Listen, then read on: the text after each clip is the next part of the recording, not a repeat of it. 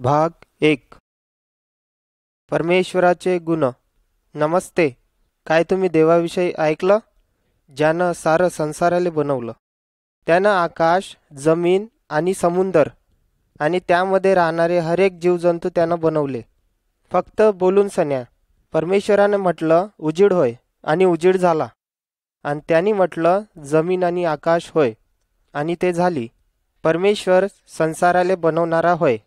त्यानं या संसारात दिसणारी प्रत्येक वस्तू बनवली आणि हर एक वस्तू त्याचीच आहे, कारण की त्यानं त्याले बनवलं.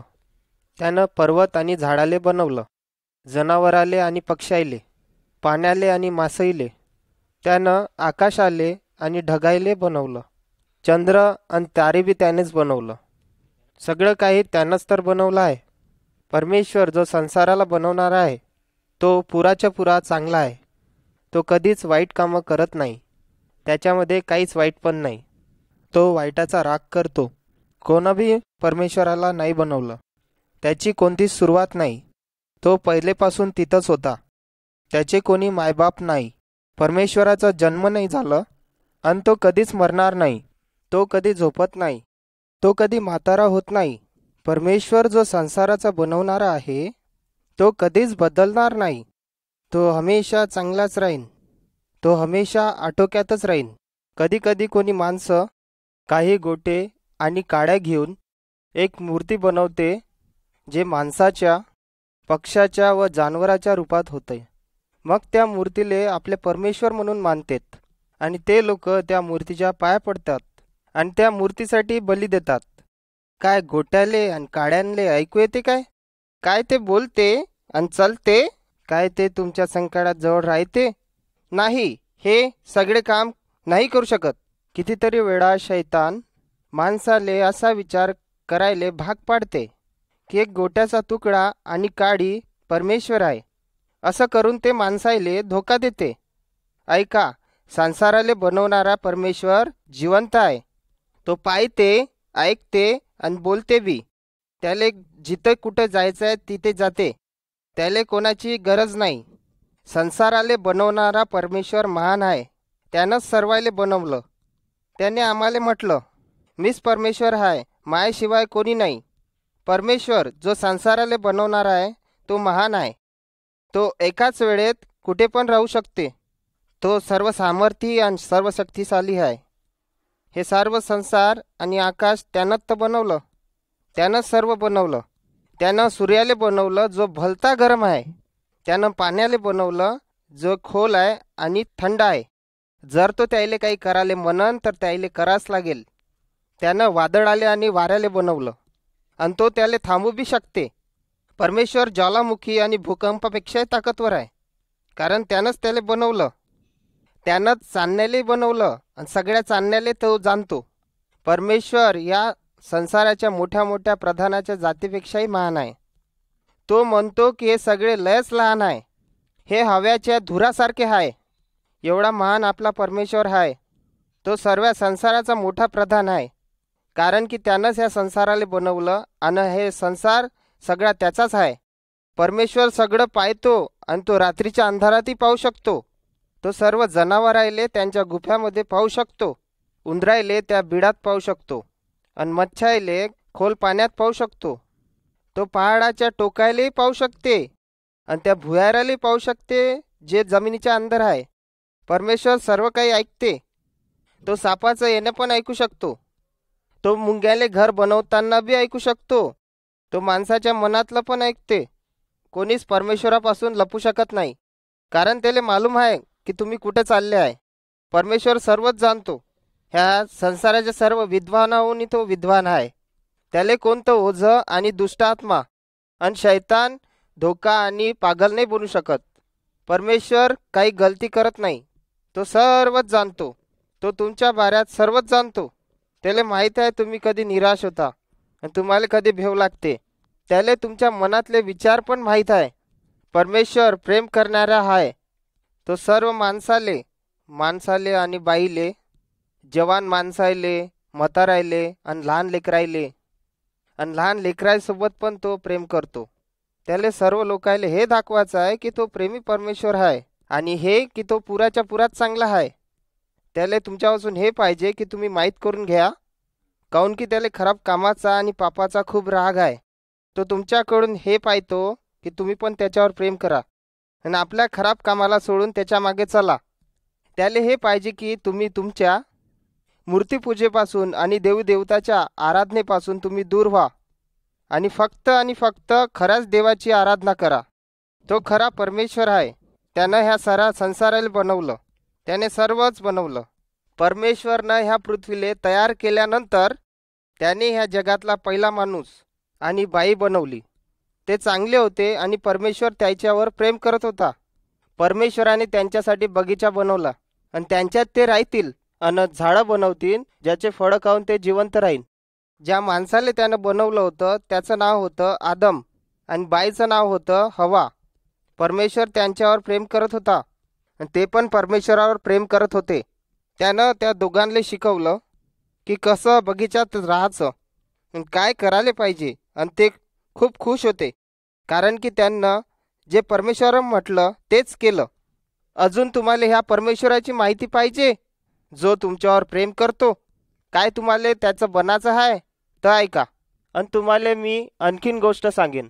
मी तुम्हाला हेही सांगन की हे मला कसं समजलं परमेश्वराच्या विषयी. भाग 2. संसाराले बनवलं आणि पापात पडणं. सर्वात पहिले पहाडावर झाडं गिडं काही नव्हतं, कोणी जनावर जिवंत नव्हतं आणि नदीमध्ये पाणी पण नव्हतं. परमेश्वराने ह्या सर्व गोष्टीले बनवलं त्याच्या इच्छेप्रमाणे. त्याने ह्या सर्व गोष्टीले सुरू होण्यासाठी आदेश दिला. त्यानं हे म्हटलं उजीड होय आणि उजीड झाला. आणि त्यानं म्हटलं नदी आणि तलाव बना आणि आदेश दिला की सुकी जमीन हो, आणि सगळं तसंच झालं. आणि त्यानं म्हटलं गवत आणि झाडं झुडपे उगव, आणि तसंच झालं. फळाचे झाडं आणि हिरव्या भाज्याचे झाडं आणि त्याच्यासारखे ते जे वाढतात ते उगू लागले. अशा प्रकारे परमेश्वराने पक्ष्याचा, मासोळ्याचा आणि जनावराचा ह्या सगळ्याले आपल्या आदेशाने बनवलं. म्हणजे त्याच्या शब्दाने. परमेश्वराने माणसाले पण बनवलं.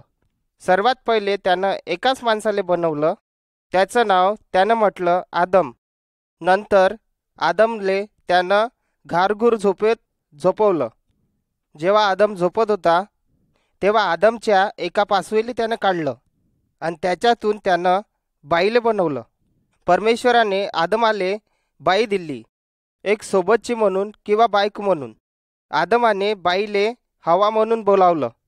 मग परमेश्वराने आदमाले एक चांगली जागा राहिले दिली जिथं सर्व प्रकारचे फळ उगते. परमेश्वरानं आदमाले म्हटलं तुम्ही या बगीच्यातले सर्व फळं खाऊ शकता, पण एकाले सोडून, जे या बगीच्याच्या मधात आहे त्याले तू खाजू नको. पण शैतान एक दिवस त्या बगीच्यात आला.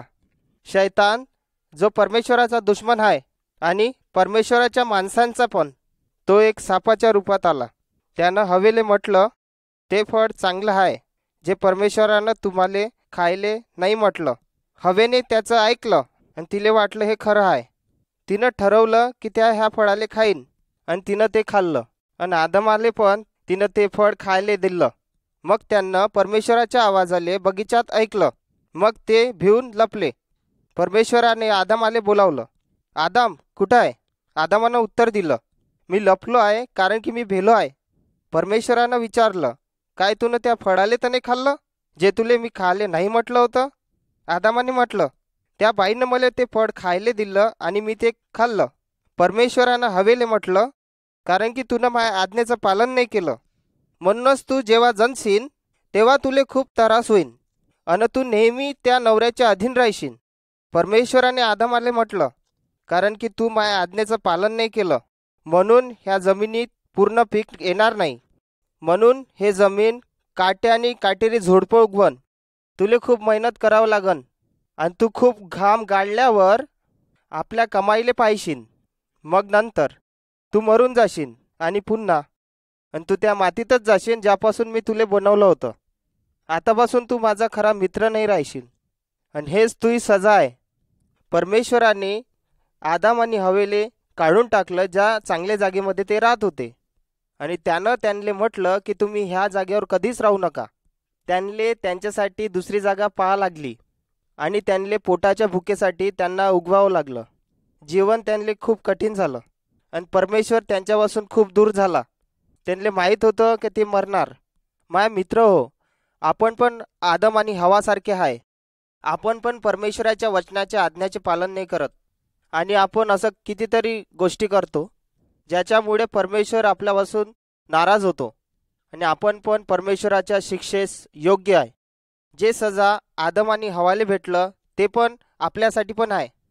परंतु परमेश्वर आपल्यावर प्रेम करतो आणि त्याच्यापाशी एक योजना होती ज्याच्याद्वारे त्याला लोकायले वाचवायचं आहे. त्याने आपल्या एकट्या पोराले येशूले पाठवलं, जो या संसारामध्ये सामान्य माणसासारखा राहिला, जेणेकरून तो आपल्यासाठी एक रस्ता बनवून ज्याच्याद्वारे आपण पुन्हा एक वेळा परमेश्वरापाशी पोचू. येशूने आपल्या पापायले स्वतःच्या अंगावर घेऊन घेतलं आणि तो आपण जे आज्ञापालन नाही केली त्यासाठी मेला, पण तो डबल जिवंत झाला. त्याने त्या सजेले आपल्या वर्त घेतलं. ते आमच्यासाठी होते जेणेकरून ते आमच्यावर येऊ नये. जर आपण येशू देवावर विश्वास ठेवतो तर परमेश्वर आपल्याला स्वीकारीन आणि तुम्ही परमेश्वरासोबत बोलू शकेल. तुम्ही त्याला धन्यवाद देऊ शकता कारण येशू देवाले आपल्या मदतीसाठी त्यांना पाठवलं. आता मी तुम्हाला परमेश्वराच्या न्यायाविषयी आणि त्याच्या वाचवण्याच्या योजनेविषयी मी तुम्हाला सांगतो. पुढं आपण एक गावातली गोष्ट ऐकू. भाग 3. न्याय. नमस्कार जी. सगळ्या गोष्टी तुम्ही ऐकल्या का ज्या होत आहे? होय, मी पण ही गोष्ट साऱ्या दिवसापासून ऐकत आहे. मला आणखीन सांगा ह्या गोष्टीविषयी. माझ्या गावातले पाटील आणि सगळे म्हातारे लोक भल्लेच इमानदार आणि पक्षरहित न्याय करतात. काय हे खरं आहे? तर सांगा, त्याला सजा काय भेटली? खरंच जे सजा त्याला भेटली ते कठीण आहे आणि तो माणूस त्या सजाच्या लायक नाही. पण काही पण राहो, जे फैसला त्यांना घेतला ते चांगलंच आहे. खरंच खूप वाईट झालं, पण मला असं वाटते की हा माणूस काही वर्षापर्यंत आपल्या शिक्षेच्या दबावाखाली दबून राहील. झालंच तर पुऱ्या जीवनभर. हो, मला पण असं वाटते. तो माणूस पण खूप उदास दिसत होता कारण की त्यानं आपल्या गुन्ह्याला कबूल केलं आणि त्याला हे पण माहीत होतं की जो न्याय झाला आहे तो चांगलाच झाला आहे. पण तो त्या दंडाले भरू शकत नव्हता आणि एकदम एक म्हातारा उभा झाला आणि त्याने पाटलाला ह्या प्रकारे म्हटलं की माय मन लय भारी झालं. माझ्या दोस्ताच्या वाईट कामाला ऐकून जे त्यानं केलं आणि त्यानं हे पण म्हटलं पाटलाले आणि जे न्याय केलं ते खरं केलं आणि जे वाईट केलं त्याचा दंड पण भरणं जरुरी आहे. भलेही दोषी अमीर असो या गरीब असो, जरी तो गरीब असन या श्रीमंत असन, कारण की तो दोषी माणूस माझा दोस्त आहे आणि मी त्याच्यावर प्रेम करतो, तर मला याच्या दंडाचे पैसे भरायचे आहे. कारण की हा माणूस ह्या दंडाले भरू शकत नाही, पण मी भरू शकतो. काय हे खरं आहे? होय, हे खरोखर खरंच आहे. अन हे ऐकून तो दोषी माणूस विचारात पडला आणि तो विचार करू लागला, माया मित्र खरंच एवढा चांगला आहे काय? नंतर तो बी मानला आणि पाटलानं पण केसची फाईल तिथंच बंद केली. काय तुम्हाला हे माहीत आहे दोस्तांनो? हे जे आपण गोष्ट ऐकली हे सगळ्याचीच कहाणी आहे. परमेश्वराचे वचन आपल्याला शिकवते की आपल्याला हर एक माणसाला एक दिवस परमेश्वरासमोर उभे राहा लागेल, जो की तो महान न्यायी आहे आणि तो आपल्या मनाले पाहते. तो आमच्या सर्व पापाले जाणते.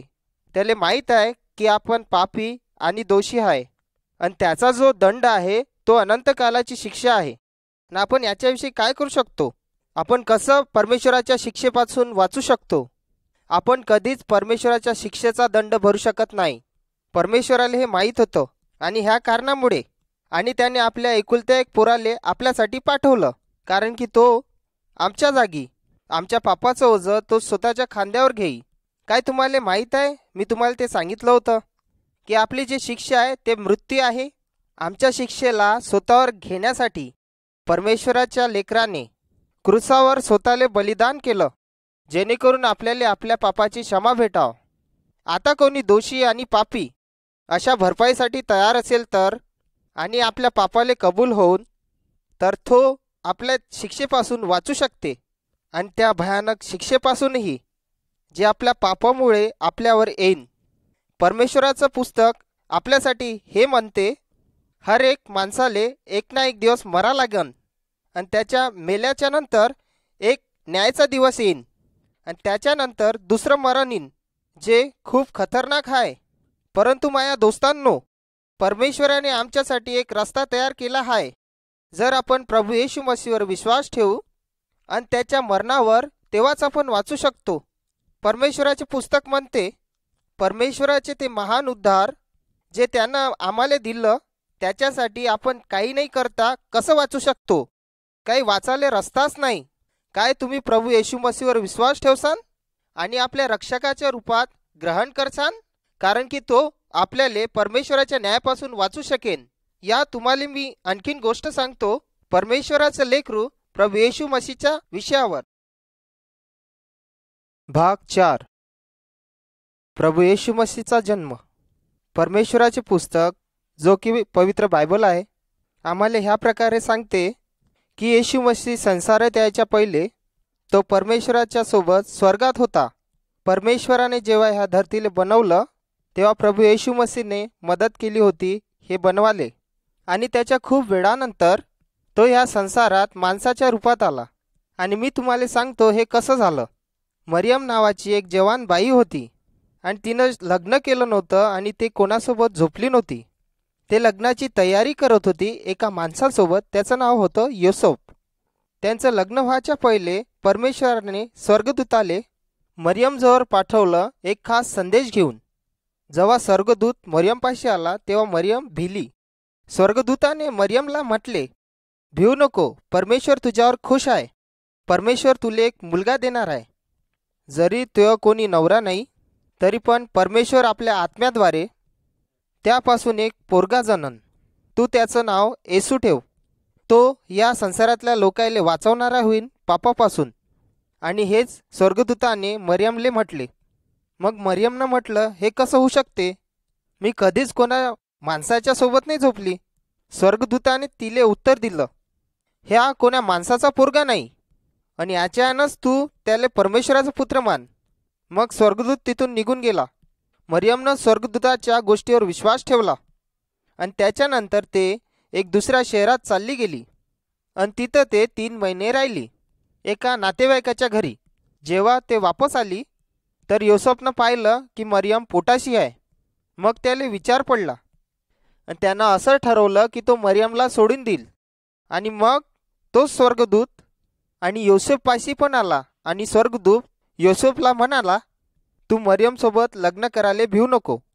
ते पवित्र आत्म्याचं मुळं पोटाशी आहे. जेव्हा पुराचा जन्म होईल त्याचं नाव येशू असं ठेव. तो या संसारातल्या लोकांले त्यांच्या पापापासून वाचवन. मग योसेफनं मरियमसोबत लग्न केलं आणि तिच्यासोबत तोपर्यंत नाही झोपला जोपर्यंत येशूचा जन्म नाही झाला.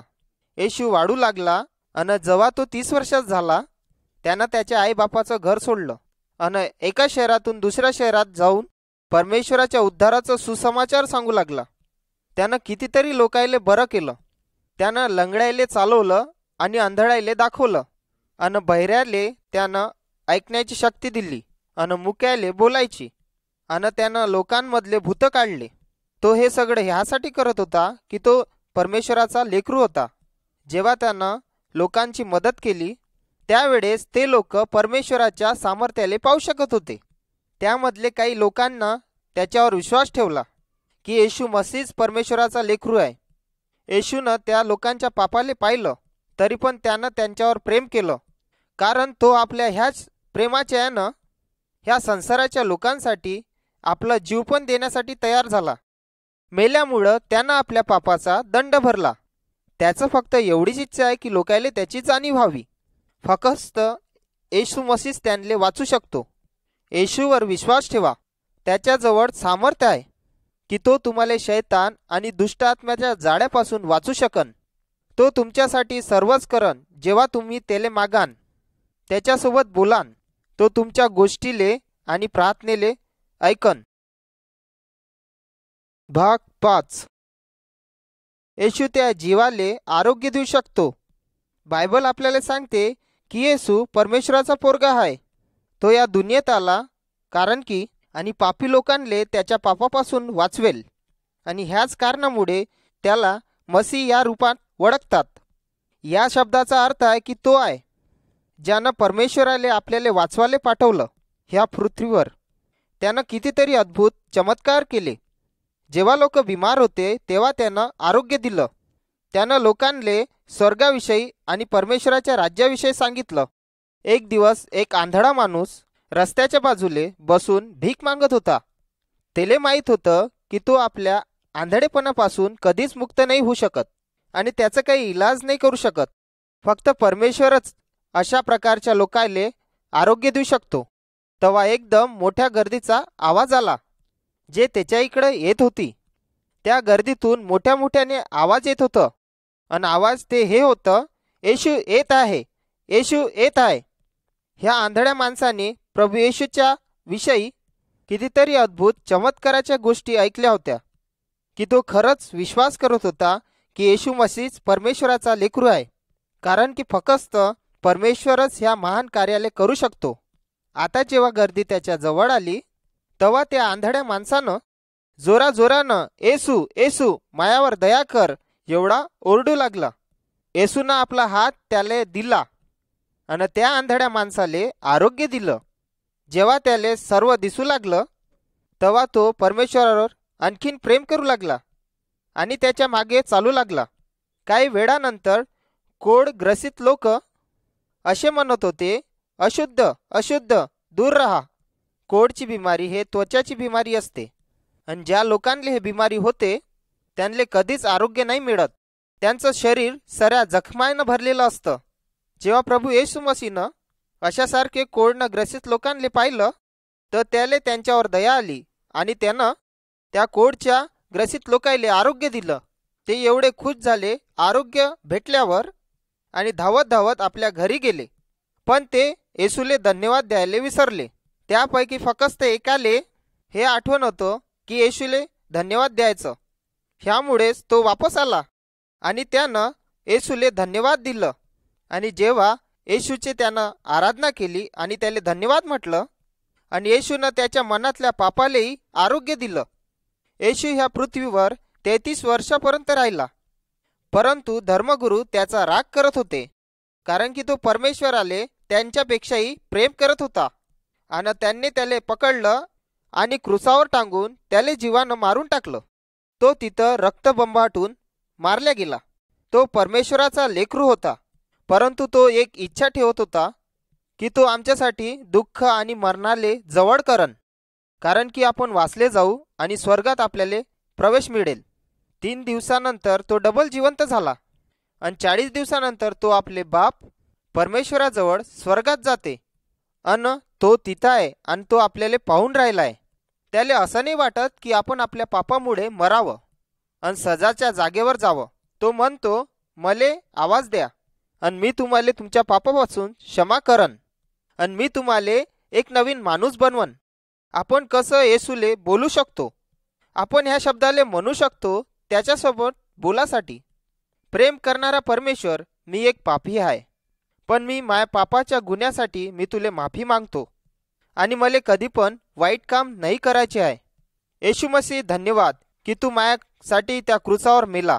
कृपा करून माझ्या पापाले तू मायातून काढून टाक आणि मला एक चांगलं मन दे.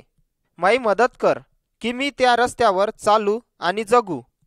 मी हे प्रार्थना विनंती येशूच्या नावाने मागतो, आमेन. काय तुम्ही हे प्रार्थना आपल्या खऱ्या मनानं केली? आणि हो असन ती खरंच परमेश्वरानं तुमची प्रार्थना ऐकली.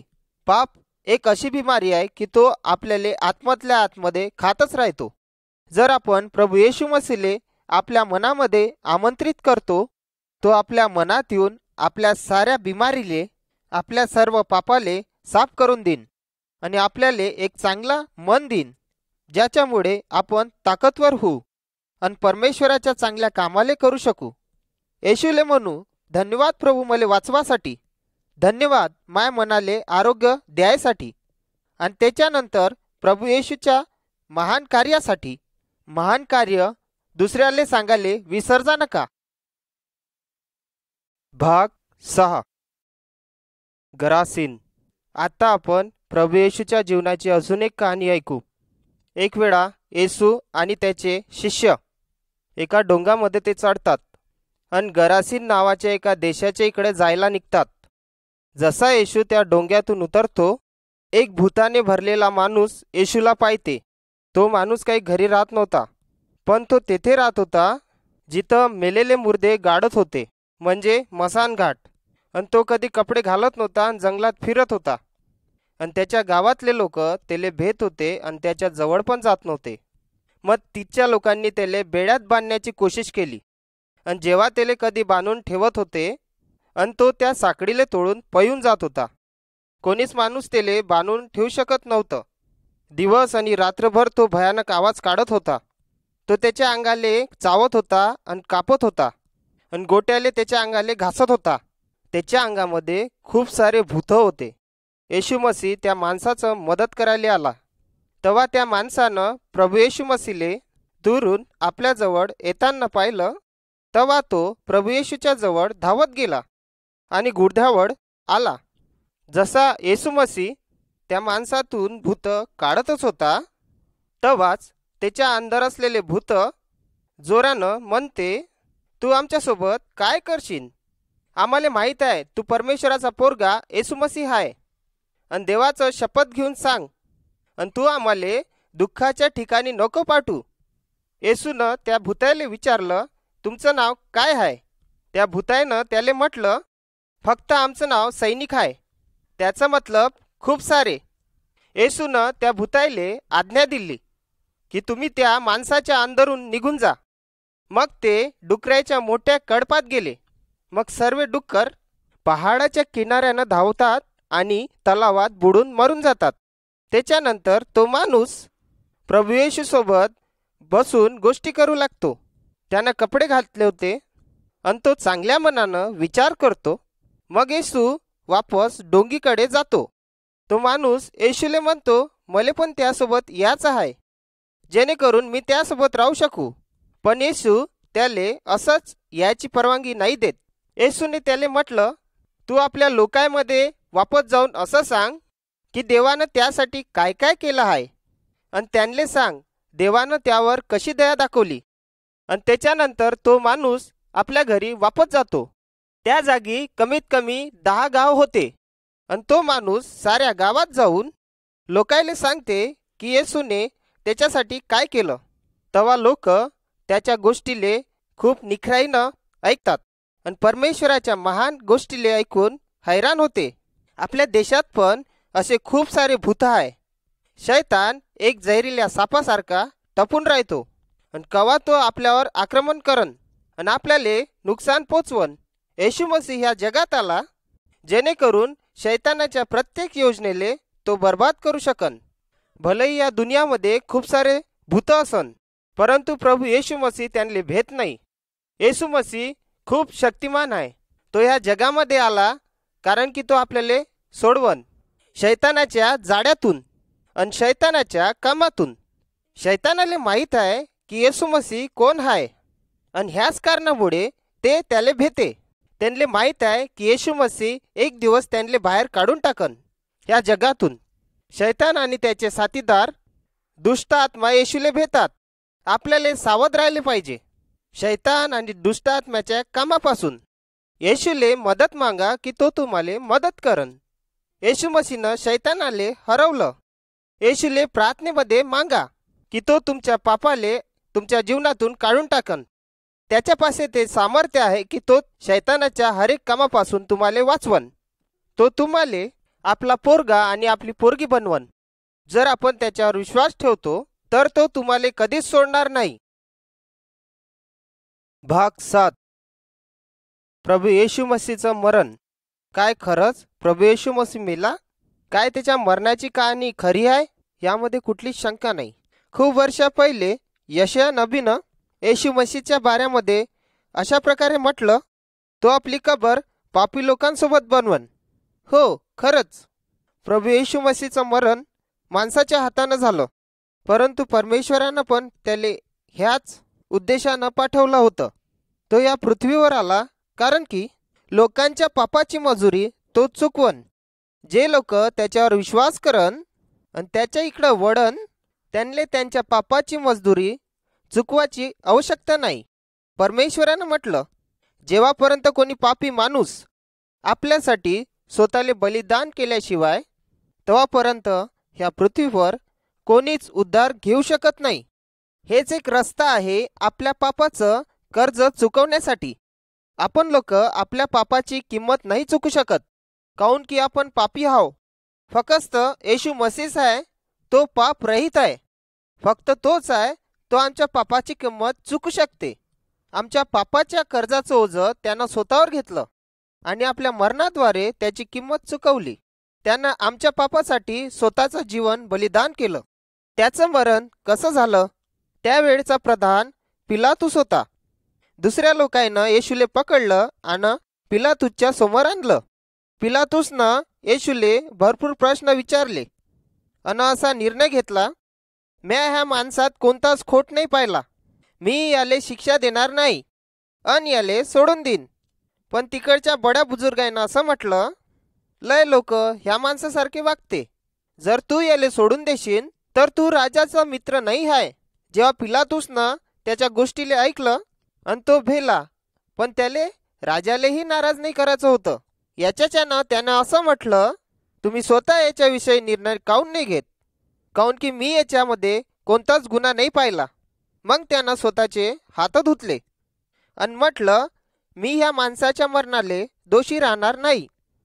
मग त्या लोकांनं येशूले न्यायालयाच्या बाहेर आणलं आणि त्याले मारू लागले. तरी पण त्यानं आपल्या तोंडातून एक शब्द पण नाही काढला. त्या लोकांनं त्याले मजबूर केलं की तो त्या लाकडेचा क्रूस घेऊन त्या जागेवर जाईन जिथं त्याले मारून टाकण्यात येणार होतं. सगळे लोक त्याच्या मागं चालत होते. काय येशू स्वतःले दुश्मनापासून वाचू शकत नव्हता? तो स्वतःले वाचू शकत होता. पण त्याला माहीत होतं की नबीनं त्याच्याविषयी हे लिहिलं आहे की तो माझ्या लोकांच्या पापासाठी मारण्यात येईन. त्या लोकांना त्याच्या हातापायाले ओढून त्याच्या हातात खिळे ठोकले. त्यानं क्रुसाले सरळ उभं केलं. येशू त्या क्रुसावर खिड्यावर लटकला होता, जे त्याच्या हाता आणि पायावर लागले होते. त्याले मारल्यामुळे त्याच्या पाठीतून रक्त निघत होतं. ऐका, त्यानं काय म्हटलं, बापा यायले क्षमा कर, यायले नाही माहीत हे काय करून राहिले. त्यानं परमेश्वर बापाशी आपल्या दुश्मनाले क्षमा करण्याची प्रार्थना केली. जेव्हा येशू मसीह मेला तेव्हा तो देश पूर्ण अंधारात झाला. एक भूकंप तिथे आलं आणि कितीतरी मेलेले लोक जिवंत झाले आणि त्या शहरात घुमू लागले. कितीतरी लोकांनी त्यांना पाहिलं. येशूच्या दुश्मनानं असा विचार केला की येशूले मारून टाकल्यावर आपण त्याच्यावर विजयी झालो. येशूच्या दोस्ताने गुफ्याचं उपयोग केलं येशू मसीहच्या शरीराले गाळण्यासाठी, ज्याचा दरवाजा एक मोठ्या गोट्याने बनवलं होतं. ज्या लोकांनी प्रभू येशू मसीहले क्रुसावर चढवलं होतं त्या लोकांनी सैनिकांना कबरेच्या बाहेर पहारे करू म्हणून ठेवलं होतं की ते त्या कबरेची राखणदारी करन. येशूले माहीत होतं की परमेश्वर त्याच्या मरणाची मागणी करत आहे, कारण की तो आपल्या सजेले स्वतःवर घेईन. त्यानं म्हटलं, मायापाशी सामर्थ्य आहे की मी माय जीवनाले देऊ पण शकतो आणि त्याले वापस घेऊ पण शकतो. प्रभू येशू हमेशासाठी नाही मेला. म्या तुम्हाला म्हटलं होतं की प्रभू येशू मसीह मरणाच्या शिक्षेस योग्य नाही आहे, काऊन की त्यानं काहीच पाप नाही केलं. याच कारणामुळं मरण त्याले जास्त वेळपर्यंत पकडून ठेवू शकलं नाही. त्याच्या मरणाच्या 3 दिवसानंतर परमेश्वरानं त्याले मरणातून डबल जिवंत केलं. कितीतरी लोकांना त्याले डबल जिवंत पाहिलं. एक वेळा कमसे कम 500 लोकांना त्याले पाहिलं. ते कोणती आत्मा नाही होती. त्याचा एक दोस्त, त्याचं नाव तोमा होतं. त्यानं त्याच्या जिवंत असल्याच्या गोष्टीवर विश्वास नाही केला. म्हणूनच एका रात्री प्रभू येशू मसीह तोमाजवळ आला आणि त्याले म्हणाला, तोमा, तू आपला बोट माझ्या हाताच्या छिद्रात टाक. जे खिडे ठोकल्यामुळे माझ्या हातात बनले आहे आणि मायावर विश्वास ठेव, शक नको पकडू. येशू मसीहच्या जिवंत झाल्यानंतर येशू ह्या पृथ्वीवर जवळपास 40 दिवस राहिला. तो आपल्या दोस्तांसोबत बोलत होता आणि जेवत होता. त्यानं त्याच्या दोस्ताले खास सूचना पण दिली की या संसारातल्या सगळ्या लोकांपाशी जा आणि त्या लोकांना सांगा की तुम्ही आपल्या पापापासून दूर व्हा आणि त्यानं याचा स्वीकार करावा की प्रभू येशू मसीह माझ्यासाठी मारला गेला. मग त्यांना त्याले जमिनीवरून आकाशाच्या इकडे परमेश्वराजवळ जाताना पाहिलं. पहिलेपासून परमेश्वराने अशा प्रकारे वाचा बांधली आहे संसारासोबत की एक मसीहा येईन आणि लोकायले त्यांच्या पापापासून वाचवन. आणि आता तो आला आहे, पण कितीतरी लोक त्याला ओळखत नाही, कारण तो एका महान राजासारखा या जमिनीवर नाही आला. जो कोणी येशूचं अनुकरण करते ते खरंच खूप आनंदित असतात. प्रभू येशू मसीह कोणत्याच माणसाचं तिरस्कार नाही करत. जो त्याच्याजवळ येते, प्रार्थना करा की तो तुम्हाला ग्रहण करन आणि तो तुमच्या प्रार्थनेले ऐकन आणि तुमच्याशी बोलन. येशू हमेशासाठी जिवंत राहीन. परमेश्वराचे पुस्तक जे बायबल आहे असं म्हणते की तो कबरेत नाही सडन. येशू मसीह आपल्या मरणाच्या जागेतून डबल जिवंत होतो आणि नंतर स्वर्गात घेतला जातो. एक दिवस तो स्वर्गातून वापस येईन, कारण की ह्या संसाराचा तो न्याय करन. परमेश्वराचे पुस्तक अशा प्रकारे म्हणते की परमेश्वरानं येशूले निवडलेलं आहे आणि आखरीच्या दिवसात ह्या संसाराचं तो न्याय करन. जर आता तुम्ही त्याचा तिरस्कार करता तर उद्या तो तुमचा तिरस्कार करन. जर आता तुम्ही तुमच्या पापाची कबुली कराल आणि परमेश्वराजवळ येता आणि त्याला स्वीकारता तर तो तुमच्या पापापासून तुम्हाला मुक्त करन. जेव्हा तुम्ही मरान तेव्हा तुम्हाला हमेशासाठी अनंत जीवनाच्याकडे घेऊन जाईन. आज त्याच्यावर विश्वास ठेवा. भाग 8. येशूचं जीवन. मोठ्या रस्त्याची विविधता. काय तुम्हाला माहीत करून घ्यायचं आहे की एक मसीह होण्याचा मतलब काय आहे? जीवन एक मोठ्या रस्त्यासारखं आहे जे लोकांच्या गर्दीनं भरलेलं आहे. हर एक माणूस आपल्या पाठीवर भारी पापाचं ओझं घेऊन फिरत आहे. परमेश्वराचं पुस्तक आम्हाला असं सांगते, सर्वांनं पाप केलं आहे. संसाराच्या गजऱ्याले विसरून एक आवाज येते जो अशा प्रकारे म्हणते की माझ्याजवळ या.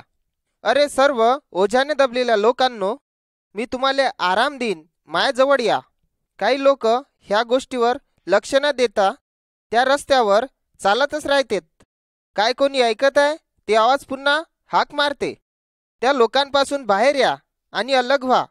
कोणी पण अशुद्ध वस्तूले स्पर्श नका करू. मी तुम्हाला स्वीकारन. मी तुमच्या बापासारखा बनेन आणि तुम्ही माये पोरन पोरी बनान. कोणी लोक थांबतेत आणि थोड्या वेळेसाठी ऐकतात आणि नंतर ते पुढे आणखीन चालत राहतात. शेवटी त्या गर्दीतून कोणी एक माणूस वळतो ऐकासाठी. एका क्षणासाठी तो माणूस दुविधेत असतो. मग नंतर तो त्या मोठ्या गर्दीले सोडून एक नवीन रस्त्यावर पाय टाकतो, जो की तो एक छोटा रस्ता आहे. हा छोटासा रस्ता त्या मोठ्या रस्त्यापेक्षा एकदम वेगळा आहे. जे लोक मोठ्या रस्त्यावर चालतात ते लोक त्या लहान रस्त्यावर चालणाऱ्या लोकांना पाहून त्यांची मजाक उडून म्हणते, तू या रस्त्यावर चलून कधीच तुले काहीच भेटणार नाही. पण तो माणूस ह्या गोष्टीची पर्वा नाही करत, पण हसतो ह्या गोष्टीचा विचार करून की त्याच्या पाठीवर लादलेलं पापाचं मोठं ओझं आता काढून टाकण्यात आलं. जुन्या आदती आणि पापाची खुशी मागं सोडण्यात आली आहे. पहिले त्या लहान रस्त्यावर असं वाटते की तो माणूस एकटाच चालत आहे, परंतु प्रभू येशू मसीह त्याच्या जवळ येतो आणि त्याच्यासोबत चालू लागतो. तो त्या माणसाच्या मनाले अशा खुशी आणि शांतीनं भरतो आणि तो कधीच त्या मोठ्या रस्त्याकडे नाही जाणार. परमेश्वर आपल्या पवित्र आत्म्याले त्या माणसाच्या मनात टाकतो, ज्याच्यापासून तो माणूस माहीत करून घेईन की तो परमेश्वराचा पुत्र आहे आणि त्याच्यावर विश्वास करा. तुम्ही पण परमेश्वराचे लेकरू होऊ शकता. प्रभू येशू मसीहवर विश्वास ठेवल्यानंतर आणि त्याला आपले रक्षक स्वीकार केले म्हणून जेव्हा तुम्ही या गोष्टीले करचाल तेव्हा तुम्ही तुमच्या जीवनात नवीन आणि अद्भुत कामाले पाहू शकाल. ह्यासाठी जो माणूस मसीहमध्ये येतो तो एक नवीन सृष्टी आहे. जुनी गोष्ट होऊन गेली आणि पहा सर्व नवीन झालं. त्याच्या आवाजाले ऐका, मी जीवनाचं भाकर आहे. जो कोणी मायापाशी येईन तो कधीच भुका राहीन नाही आणि जो कोणी मायावर विश्वास ठेवन तो ताणला राहणार नाही. जर तुम्ही त्याच्या आवाजाले आज नाही ऐकान तर आपल्या मनाले गोट्याचं नका बनू. भाग 9. येशूसाठी जीवन जगणं. येशूसाठी जीवन जगण्याचा मतलब म्हणजे, माय दोस्तो, मी तुम्हाला एक प्रश्न विचारतो, काय तुम्ही मसीह आहे? शायद तुम्ही सर्व लोक हेच म्हणान, हो, आम्हाला हेच शिकवलं एक मसीह होण्याच्या बाऱ्यामध्ये. परंतु या आपण आपल्या मनात पाहू, काय आपण खरंच प्रभू येशू मसीहवर विश्वास ठेवला मनापासून? काय फक्त आपण आपल्या दिमागानुसार प्रभू येशू मसीहवर विश्वास ठेवतो? काय आपण त्या गोष्टीवर विश्वास ठेवतो जे आमच्या आईबापानं आमच्यासाठी केलं आहे? काय त्या कामासाठी जे आपण चांगले काम केले आहे? काय आपण परमेश्वराला मागितलं की तो आमच्या मनाले साफ कर आणि आम्हाले तो त्याच्या लेकरा समान म्हणन? या आपण या गोष्टीले ठरवून घेऊ की आपण त्या रस्त्यावर चालत आहे जो आम्हाला परमेश्वराच्या घराकडे घेऊन जातो. जेव्हा एक माणूस आपल्या मनातून प्रभू येशू मसीहले आपल्या रक्षकाच्या रूपात आणि देवाच्या रूपात ग्रहण करतो, तेव्हा त्याच्यासोबत काही चांगल्या गोष्टी होते. तेव्हा त्या एका क्षणात त्याचे सगळे पाप दूर होऊन जातात आणि पवित्र आत्मा त्याच्या मनामध्ये बसून जाते आणि त्याची मदत करते की तो चांगले कामं करन. तो परमेश्वराचं लेकरू बनून जातो आणि परमेश्वर त्याचा बाप आणि तो त्याची मदत करतो आणि त्याला तो सांभाळतो. आपल्याला हमेशा आपल्या बिमारी आणि परेशानीच्या वेळेस पण परमेश्वरावर भरोसा ठेवायला पाहिजे. परमेश्वर हरेक वेळा आपल्यासोबत राहतो आणि आपल्यावर प्रेम करतो. आपल्याला त्याला धन्यवाद म्हटलं पाहिजे त्या गोष्टीसाठी जे आपल्याजवळ आहे, काऊन की त्याला माहीत आहे जे आपल्यापाशी आलं आहे ते आपल्या चांगल्यासाठी आलं आहे. ते कठीण गोष्ट आपल्याला सहनशील आणि दयाळू बनवते. परमेश्वराने प्रभू येशू मसीहले मरणापासून डबल जिवंत करून आपल्या महान शक्तीले दाखवलं. तो आपली पण मदत करू इच्छितो. त्या महान शक्तीनं त्याच्या सामर्थ्याच्या द्वारे तो आपली मदत करन की आपण चांगले कामं करावं. जेव्हा शैतान कोशिश करन की तो आमच्याद्वारे वाईट कामं करन, तेव्हा येशू मसीह आमची मदत करन की आपण चांगले कामं करावं. आपल्याला आपल्या जीवनाच्या द्वारे हे दाखवायचं आहे की आपण देवाचे लेकरं आहे. तो आम्हाला एका नवीन माणसाच्या रूपात बनवतो जो त्याच्या रस्त्यावर चालू शकतो. परमेश्वराने प्रभू येशू मसीहले आमच्यासाठी बलिदान करून आम्हाला त्यानं प्रेम दाखवलं जेव्हा त्याचे आम्ही मित्रही नव्हतो. त्याची आत्मा जे आमच्या मनात आहे आम्हाला ते प्रेम देऊ शकते, ज्याच्याद्वारे आम्ही त्या लोकांना पण आमचं प्रेम दाखवू शकू जे आमचा विरोध करतात. परमेश्वर आमच्यापासून हे पाहतो, ह्या गोष्टीपासून आपण पण त्याच्यासारखं बनावं. तो पवित्र पुस्तकात अशा प्रकारे म्हणतो, आपल्या दुश्मनावर पण प्रेम करा आणि त्यांच्यासाठी चांगलं करा जे तुमच्यासाठी वाईट करते. जर तुम्ही असं करसान तर लोक पाहीन की तुम्ही खरंच देवाचे लेकरू आहे, काऊन की तुमच्याजवळ पण त्याचं प्रेम आहे. ते लोक पण प्रभू येशू मसीहचं अनुकरण करायला पाहिन. ते आमच्यासाठी जरुरी आहे की आपण परमेश्वराच्या वचनाच्या आज्ञेचं पालन करावं. याच्यासाठी सर्वात पहिले आपल्याला त्याच्या वचनाले समजून घ्या लागन. आपल्याला परमेश्वराचं वचन बायबलमधून शिकाले आणि दररोज आपल्याला त्याच्यासाठी वेळ काढावं लागन. जेव्हा आपल्याला परमेश्वरासोबत बोलावं लागन. हेच रस्ता आहे ज्याच्याद्वारे आपण त्याला खरंच जाणू शकू. त्याला असं नाही वाटत की त्याच्यासमोर त्याचे लेकरं लहानच राहावं, परंतु त्याला असं वाटते की त्याचे लेकरं ताकदवर बनावं, कारण की ते दुसऱ्याची पण मदत करावं. अशी कितीतरी गोष्टी आहे की आपण परमेश्वराच्या विषयी करू शकतो. आपल्याला परमेश्वराला धन्यवाद म्हटलं पाहिजे, काऊन की त्यानं येशू मसीहले आपल्याला बलिदानाच्या रूपात देऊन दिलं. जेव्हा त्यानं असं केलं, याच्याद्वारे त्याने शैतानाले हरवलं आणि त्या लोकांच्या पापाचं किंमत त्यानं चुकवली जे त्याच्यावर विश्वास ठेवते. जेव्हा शैतान आपल्या जवळ येते आपली परीक्षा घ्यायले आणि आपल्याकडून वाईट कामं करून घ्यायले, तेव्हा आपण त्याले नाही म्हणून अडवू शकतो प्रभू येशूच्या रक्तामुळे. जेव्हा आपण असं करू तेव्हा त्याले आपल्याला सोडूनच जावं लागन. जेव्हा आपण देवाच्या आज्ञाचं पालन नाही करत तर तेव्हा आपल्याला खूप दुःख होईल, परंतु तुम्हाला निराश व्हायची गरज नाही. तुम्ही तेव्हाच त्याले आपल्या पापाची क्षमा मागा आणि विश्वास ठेवा की तो तुमच्या मनाले साफ करन. तुम्ही त्याला प्रार्थना करा की तो तुम्हाला मदत करन, की तुम्ही शैतानाच्या परीक्षेपासून वाचू शकाल. आपल्याला परमेश्वराले धन्यवाद म्हटलं पाहिजे, त्याच्या साऱ्या चांगल्या आणि कठीण कामासाठी पण, जो तो आमच्यासाठी पण करतो. तो म्हणतो, जो कोणी मायावर प्रेम करतो तो त्यांच्यासाठी सर्व गोष्टी मिळून चांगल्यासाठी उत्पन्न करीन. आपल्याला त्या लोकांसाठी प्रार्थना करणं जरुरी आहे जे प्रभू येशूले नाही ओळखत. आपण आपल्या परेशानी आणि समस्यासाठी पण प्रार्थना करू शकतो. परमेश्वर हमेशा आपल्या जीवनाच्या हर एक मुसीबतमध्ये आपली मदत करू इच्छितो. तो आपल्या प्रार्थनेचे उत्तर जरूर देईन, पण त्याच्या इच्छेनुसार. त्याला हे माहीत आहे की आपल्यासाठी काय चांगलं आहे. अगर तो आपल्या कोणत्या प्रार्थनेचं उत्तर नाही देत, तर हे दाखवते की त्याच्याजवळ आपल्यासाठी याच्यापेक्षाही चांगले कामं आहे. काय आपण त्याच्यावर विश्वास ठेवतो, तो आपल्या मनात आणखीन खुशी घेऊन येईन आणि आपण त्याच्यावर अधिक विश्वास करायचं शिकू. अजून गरजेच्या गोष्टीसाठी मसीह जीवनाचं मतलब आहे की परमेश्वरासोबत खरं राहणं आणि हर एक दिवस आपल्या मनामध्ये शांती आणि खुशी राहणं. परमेश्वर तुम्हाला आशीर्वाद देव. ज्या प्रकारे तुम्ही येशू मसीहचं अनुकरण कराल